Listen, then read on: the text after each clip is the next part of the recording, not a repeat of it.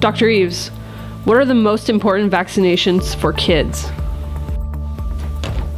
For kids, and the CDC defines children from ages of birth age of 18, what we're going to do is focus mainly on the neonatal population, because those are probably the most critical, because within that first year of life, they can die from many of the communicable diseases that we as adults don't have to worry about.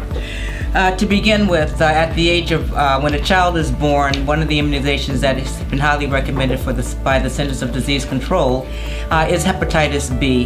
The first dose should be given at birth, with the second dose is given anywhere between the second month of life to the 6th month of life within that first year, and the third dose at 18 months. The second immunization that's highly recommended by the Centers for Disease Control is rotavirus. Rotavirus is one of those viruses that can cause significant diarrhea in children, leading to dehydration and death. The next vaccine on our list is the good old diphtheria, pertussis, and varicella. Those are the old DPT shots.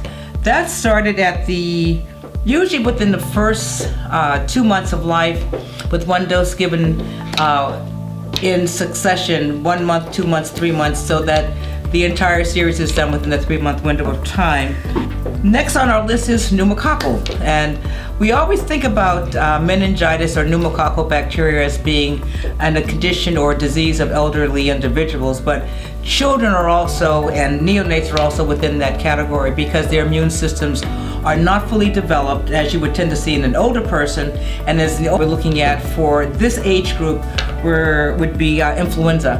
And influenza pretty much is an annual immunization that should be done to prevent children from picking up this serious condition, which I believe in the last year claimed a lot of lives of children. What are the most important vaccinations for adults? Okay, let's do our definition of what age is adults again. CDC defines adults from age 19 until, I guess, the day we die. So that's the adult population. Influenza, again, is going to affect all individuals. Doesn't matter whether or not they're children or adults. That should be an annual immunization that should be taken, or vaccination should be done by everyone. Tdap, or tetanus, diphtheria, and pertussis, needs to be done on a one-time basis, and then after that, for every 10 years, particularly for the tetanus immunization.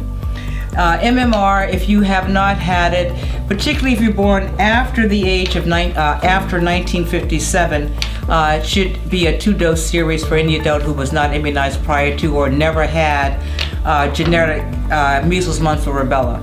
Zoster, there are 2 types of zoster vaccines that are recommended. There's a recombinant one, and the second one is the live attenuated virus.